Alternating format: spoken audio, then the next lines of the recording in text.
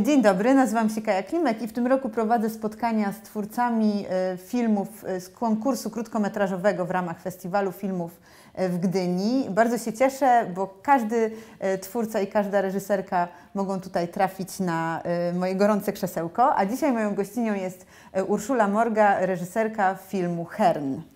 Witam Cię bardzo serdecznie, bardzo się cieszę, że się spotykamy. Szkoda, że nie w jednej przestrzeni, ale za to z plakatami na Twoich ścianach, które momentalnie przykuwają uwagę. Myślę, że dużo osób, które nas będą oglądać, też zapyta o to, kto jest autorką tych plakatów, więc zacznijmy faktycznie, Urszulo, od tego. Dzień dobry, miło mi bardzo. Fantastyczne być w konkursie filmów krótkometrażowych Festiwalu Filmów Fabularnych. A co do plakatów, autorką plakatów jest Justyna Frąckiewicz, znakomita ilustratorka, plakacistka i serdecznie polecam jej wszystkie profile internetowe i jej pracę, bo jest wybitnie talentowana i niezwykła. Myślę, że warto, że od tego zaczęłyśmy tę rozmowę, bo już teraz nikogo to nie będzie dekoncentrowało, tylko się będzie mógł skupić na tym, o czym będziemy rozmawiać, a będziemy rozmawiać o Twoim filmie. Filmie wyjątkowym, z kilku przynajmniej względów, ale przede wszystkim dlatego, że nie do końca ludzie są jego bohaterem i tak właśnie na niego trochę patrzę, więc chciałabym Cię zapytać, z jakiej potrzeby się ten film dla Ciebie wziął, bo ja to gdzieś odczuwam i gdzieś rozumiem, ale chciałabym, żeby to wybrzmiało. Ten projekt urodził się właściwie dlatego, że zaczął się od tego, że odwiedzili mnie moi scenarzyści, którzy zaproponowali taką współpracę przy tego typu projekcie. I to, co nas jakby połączyło i to, dlaczego ten projekt mnie od początku przekonał, to, że oni właśnie zaproponowali tę zmianę perspektywy. Rozmawialiśmy o tym, że człowiek jest niesamowitym bohaterem w swoim otoczeniu. Bardzo chętnie śmieci, niszczy, dewastuje swoje środowisko. I że takim bohaterem pozostaje jeszcze na skraju lasu. Natomiast im głębiej w ten las, tym bardziej to przestaje być jego przestrzeń. I tym mniej on się czuje u siebie.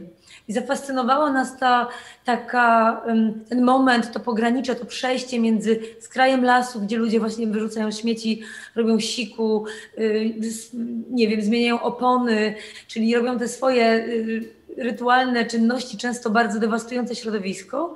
Również przywiązują tam zwierzęta, których chcą się pozbyć. A głębią lasu, gdzie gdzieś tam ta historia ich wciąga. I tą zmierzeniem się z tą głębią lasu, to ten moment był dla nas fascynujący. No tak, to jest fascynujące zderzenie tych dwóch światów, świata natury i przyrody i właściwie tego człowieka, który robi te wszystkie rzeczy, o których mówiłaś i mówi, że czyni sobie ziemię poddaną i to jest jakby gdzieś taki tutaj motyw, który też pobrzmiewa i wydaje się, że człowiek jest na szczycie tej hierarchii, a może to jest tylko nasza perspektywa i to jest bardzo przyciągające uwagę w tym filmie. Ale muszę też zapytać o pracę nad nim w takim formalnym wymiarze, bo pamiętam, kiedy go oglądałam pierwszy raz, to oglądam sobie tę historię, faktycznie czuję, że zaraz wydarzy się coś złego, ale nagle nie tylko wydarza się coś złego, ale wydarza się też coś dziwnego i nie mam tylko na myśli rozwoju tej historii, ale też formy tego filmu. Powiedz mi, jak to się wykuwało? Jak właściwie to przejście od filmu fabularnego, aktorskiego właściwie do tej przedziwnej animacji rodem jak z horroru. Jak to tutaj następowało? Powiedz trochę o tym procesie, proszę. Idea była taka, żeby oddzielić bardzo wyraźnie świat ludzi od świata zwierząt. I właściwie to był taki klucz, według którego pracowaliśmy. Były oczywiście pomysły na różne techniki. Pierwotny pomysł to był taki, żeby to były w ogóle techniki bardzo klasyczne.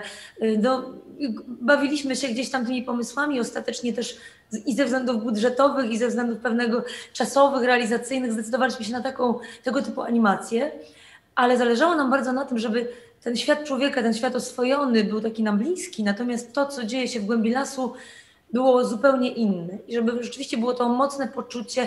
I są te dwa momenty takie właściwie graniczne, kiedy Hern pojawia się w lesie i kiedy jest to przejście jakby w samochodzie. I tak naprawdę chodziło nam o to, żebyśmy pokazali te momenty, w których człowiek gdzieś się zderza z tą zupełnie inną rzeczywistością. Chcieliśmy, żeby on był ciałem obcym. Tak naprawdę to chyba był też nasz taki największy ból, bo trochę mierzyliśmy się z tym, żeby wprowadzić te aktorskie postacie do tego świata animacji. Przy tej takiej technice jednak niskobudżetowej, przy filmie krótkometrażowym zdecydowaliśmy się na całkowity podział animacja, wideo, też dlatego, żeby jednak zadbać o jakość tego, żeby ten eksperyment też nie poszedł za daleko. No ale staraliśmy się, żeby te przejścia i to wkomponowanie Herna w świat ludzi był bardzo naturalny i żeby to rzeczywiście było zaskakujące. Z mojej perspektywy to totalnie wypala właśnie, że jest to duże zaskoczenie i ta zmiana jest mocna, radykalna i też taki eksperymentalny charakter tego, że można te dwie rzeczy ze sobą zderzyć w imię opowiadanej historii, to jest coś, co zdecydowanie na mnie zrobiło duże wrażenie. Ale wspomniałaś o Hernie, bo dla mnie to jest czytelne, kim jest Hern, skąd on przychodzi, ale może warto by było trochę o tej postaci opowiedzieć. Bardzo bym Ciebie o to prosiła. Hern jest dla nas taką tak naprawdę ideą, w rodzaju duchem lasu, takim naszym sumieniem, ale które gdzieś tam czuwa i patrzy. Myślę, że puenta tego filmu, gdzieś tam ta końcówka pokazuje, że bez względu na to, czy ta historia się zdarzyła, czy się nie zdarzyła, czy ona była pewnego rodzaju ostrzeżeniem, czy ona była jakimś meandrem czasu w naszej świadomości, to tak naprawdę ten Hern gdzieś tam czuwa. I to jest gdzieś dla mnie takie przesłanie, że natura ma takie oko na nas, że ona gdzieś cały czas... Mam wrażenie, że to jest tak, że ona jest na tyle nieprzewidywalna, ale być może tak naprawdę bardzo świadomie gdzieś trzyma nas na dystans i tak naprawdę to my jesteśmy jakimś mgnieniem oka tylko tutaj, a ona gdzieś sobie to wszystko reguluje. Także Hern miał być dla nas takim rodzajem sumienia i rzeczywiście ducha lasu, który gdzieś strzeże tego porządku i czyni te porządki w lesie, ale nie tylko, bo były pomysły, żeby było więcej części tego filmu, więc ten duch miał tam strzec całej reszty świata również, nie tylko lasu. No, ciekawe, mam nadzieję, że to się wydarzy, że faktycznie będą kolejne części, bo tak teraz myślę, że z jednej strony Hern jest takim pośrednikiem, ale właściwie teraz myślę, że to nie on jest pośrednikiem między jednym a drugim światem, tylko ten pies, który jednak jest takim gatunkiem zwierzęcia bliskim i przyrodzie, i człowiekowi jednocześnie. I to on jednak wychodzi trochę z tego świata, bo właśnie jak ja ten film oglądam, to sobie myślę, że jakiś rodzaj porozumienia albo komunikacji jest nie do końca możliwy nie tylko ze względu na człowieka, ale też ze względu na to, że przyroda już jest najeżona. Więc nie wiem, czy rozumiesz, o co mi chodzi. Ja tak oglądałam ten film i sobie pomyślałam, to jest trochę też tak, że Hern i te zwierzęta z lasu nie do końca rozumieją, dlaczego ludzie przyjechali z tym psem i że może faktycznie to jest tylko spacer, a to nie jest od razu podszyte jakimś rabunkowym i bolesnym działaniem w stronę przyrody. Ta podwójność była dla Ciebie też istotna, żeby to gdzieś tak rozegrać? Czy ja to dobrze odczytuję? W ogóle wybór psa jest dla nas takim wyborem, był dla nas takim wyborem, który dla mnie pies jest w takim rozkroku. To jest w ogóle przedziwna istota, bo ona tak naprawdę nie wie do końca, do jakiego świata już należy. Tak? Mój pies osobiście na przykład mam wrażenie, że on myśli, że jest człowiekiem, że ona czasem kompletnie w ogóle nie wie, że jest psem, że denerwują ją psy dookoła, bo ona zachowuje się jak człowiek i nie wie, czego one od niej chcą. I mam wrażenie, że czasu spędza z ludźmi niż z psami. Tak, i ta dwoistość jest w psa bardzo wpisana. Dlatego on był fantastycznym bohaterem tego filmu i dlatego też przyjęliśmy w ogóle jego perspektywę. Tak jak powiedziałaś na początku, ten film jest opowiadany trochę z perspektywy psa i on tak naprawdę jest tym łącznikiem i on tak naprawdę prowadzi ten dialog. On nie pasuje do końca nigdzie, to znaczy tak naprawdę chyba bardziej do świata ludzi mimo wszystko, mimo tego, że jest skrzywdzony, mimo tego, że bardzo cierpi.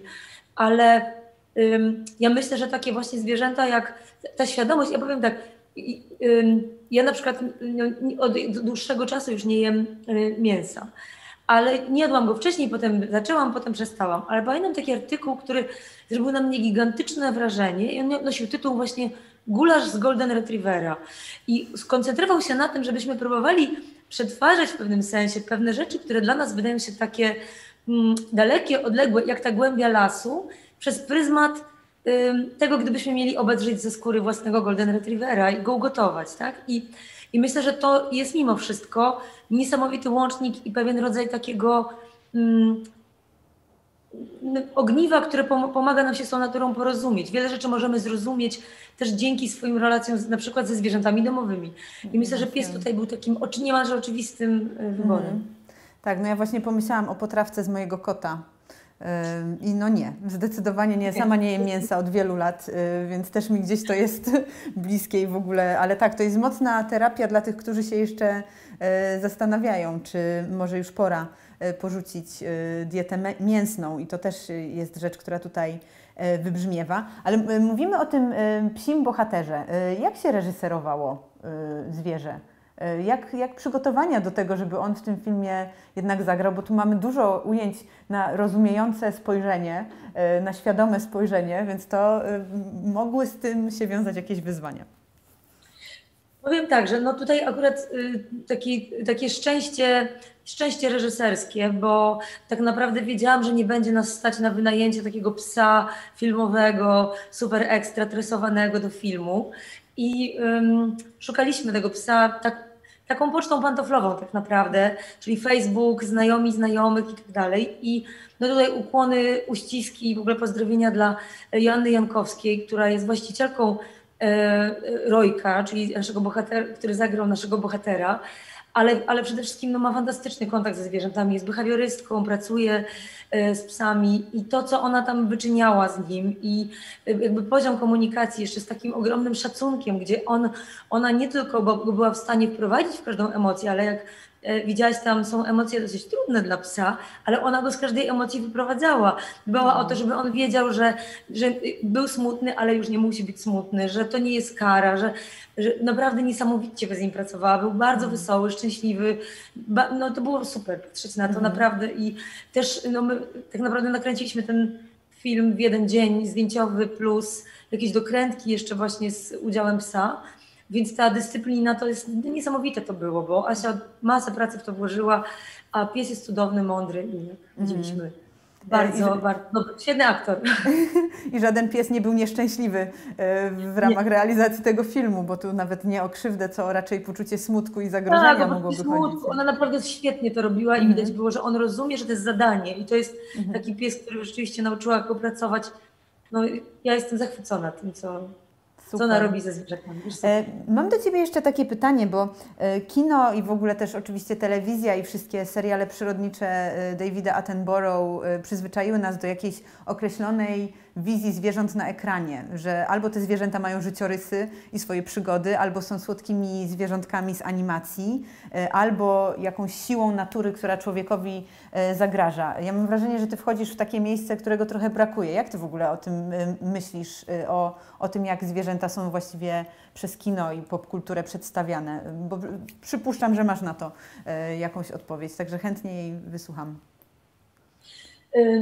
Wiesz co, zacznę od tego, że to, na czym nam bardzo zależało i to gdzieś tam ewoluowało w toku pracy nad scenariuszem, w ogóle nad projektem, to, żeby przede wszystkim tych zwierząt nie personifikować, żeby one były pewnego rodzaju nieujarzmione i dzikie, bardzo obce i żeby one były odrębnymi zupełnie bytami, które mają...